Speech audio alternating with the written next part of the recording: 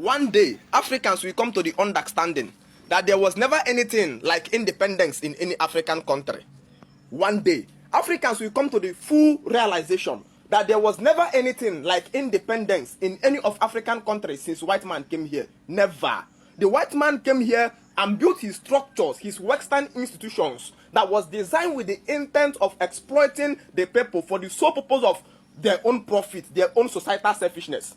The white man left his nations, came down to African nation and built institutions, democratic institution, Western education institution, the legal system institution, monogamy institution, the police institution, the media institution, all with the intent of his exploiting African people. But when the battle became tough, the white man began to draw a graph of how do I control these people from action from a distance in physics. So how do I begin to control these people? How can I decide how these people live their life without being in their nation? So the white man planned how to run Africa from action from a distance. And how did they actualize this? They begin to train our brothers on how to reoccupy those institutions that was once occupied by them.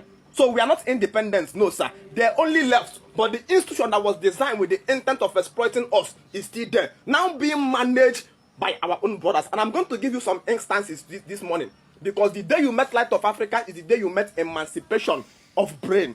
I'm engineering African Renaissance, a project of reviving and restoring the lost culture of African man, the lost culture of African man. Number one, when you look at the type of police that was available in the days of the colonial masters, you discover the police was designed with the intent of protecting the colonial masters and subjugating the villagers to shame and victims. So you see the police following the colonial masters. They follow the colonial masters everywhere they go with the intent of protecting them, and they never cared about protecting the civilians. Today, you look at the type of police we have today, you still see police who follows governors.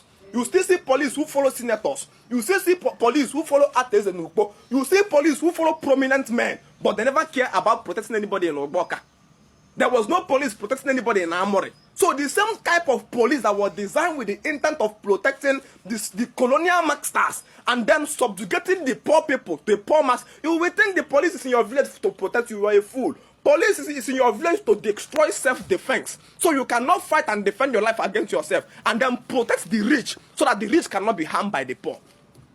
So there was no change. It was not that some people were removed. The white man left and trained their own brothers on how to maintain that same institution that they built. Because if you travel to London today, England, Italy, you will never see a rich man being followed with police. It never happened. You cannot see that. Police is funded with taxpayers' money. But we live in a country where that police is being allocated to some individuals, and therefore others walk out of fear of being kidnapped. Because the police that came down to Africa was designed to protect a particular people, the colonial masters, and then subjugate the individuals to manipulation, to subjugation. That same police is still in existence today in Africa. Then they built a democratic system, a government that was designed with the intent of fighting, dividing the people to fight to elect a leader, over a people in Africa that once never fight to find a leader. I came from Igbo land. In our culture, we never fight to find a leader. We practice the Communist Party of every nation. Communist Party of Igbo land, Communist Party of Hausa, where people don't fight to become a king. King are selected communist elders. A certain number of elders are assembled to be the leader, which are passed through purifications. Their tongues are washed that invalidates them to tell a lie. So we are being governed by men of 75, 80 years. They are called Nzenozo. We don't compete for leaders, just like it is presently in China. China don't fight. China doesn't have parties in China like PDP and APC. They only have one party, CPC, Communist Party of China. That is what was and was supposed to be in Africa, not democracy. When somebody came and destroyed that system, now re-enacted a system by which criminals, rejected Africans are being enthroned, elected every 4 years as our leader in Africa. So when we complain that the leaders is bad, it's not the leaders that are bad, no sir. The tree that is bearing the fruit of that leader is the democracy, which is the white man planted in our land to impose a set of rejected Africans as our leaders. We are not free. The white man came here, there was something like Nigeria. He came and brought Igbos, brought Hausa, brought Yoruba, and forced them together as a nation for the purpose of exploiting the people. When he want to leave, he simply brought trained people who will continue to maintain that country that never showed the same cultural norms. for the purpose of exploiting the people. So the first foundation is the day independence come, there will be nothing like Nigeria in the first place. I'm being very honest with you, because it wasn't in the beginning. That which was from the beginning is called the ancient part. Malikoli Shalabarados. Somebody is shouting that he has independence. Where a man left his land, England, America, and then carried the law that was used in his land, entered your community and said, this will now be the law here. And you are asking the person, no, sir, this was not how we do things here. We have the laws of the land in our community. Please allow us to use our law. There was once a law that was here that will make us to select who is our leader. You says, no, sir, I came with the law of England. The law of England will now impose a governor, a rejected idiot, as the new governor of Enugu State, the governor of Anambra State, the governor of Ebonyi State. We are not telling the person that we are Africans. We are not being governed by one-man leadership. There is no one man that carries the sense to arrogate the control of millions of people in Africa. We are governed by elders. The man says, no, sir, I left my country to subjugate you. I'm about to leave, but I will train your brothers to continue to replace that thing you are doing. So when you complain about bad governance, the leaders are not corrupt. The leaders are a set of rejected people in Africa that were being imposed on you by our colonial masters. Democracy. The same way when they came here, they brought an education system that was targeted with the purpose of numbing instinct, promoting memory, anti-personal indoctrination, teaching you hate against yourself, and making you helpless, pulling you up from the farm, making you totally dependent consumer, denying you functional knowledge. When they want to leave, they pick our brothers, train our brothers as professors and doctors, give them that title, and they replace them those places. So even when they are not there, the structure they built is still doing the same work. You know, it's time for people's eye to open. Until people's eye open, we wanted to discover that there is no African country who is independent. No! The day we become independent, we will decolonize the institutions and rebuild it to become in alignment and agreement with our culture.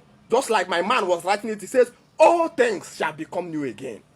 Everything shall become new again. Everything shall become new again. The laws that will be used to judge us is the law of the land in Africa. Not a place where young boys went and he's trained. He's trained on how to come and judge his elders. He says he's a barrister. Barristers in Africa are criminals that are called to bar people from their ways of life. Somebody that came to our marriage system, that one is all I spend my life to correct. Destroyed our collective corporation family called polygamy, communist family of corporation and leadership. The biggest factory my ancestors built. Destroyed it and now bring love and monogamy. Love. If I catch you while you are doing love, madness. That's why I need to join my WhatsApp group where I will quote you. If I quote you, your leadership will re-enact again in the life of your family and your wife. You will not be a man. You will now have peace.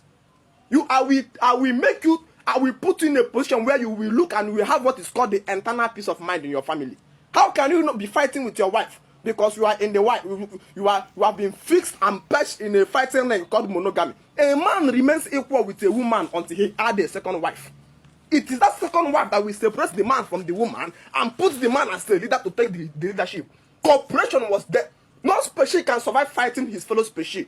But what we see today in Igbo land is that an average African woman is a husband fighter. Once I see you telling a woman I love you, when a woman tell you I love you, you tell her I have heard. I'm waiting to see it in your action. The woman will now understand that yes, you are a man. We men used to go to herbalists before to tell the herbalist, help me win the heart of my husband. What will I do to win the heart of my husband? Today we live in a world where the man himself is even begging, can my wife love me? What will I do to win the heart of my wife? It's because when a salt lost its softness, it becomes valueless. When an elder make his bucket a playing object, to them with it and pack sound. When you now want to go and do love, join me, let us institute African Renaissance, restoring, reviving the lost ways of African man way of life. African Renaissance. Thank you so much.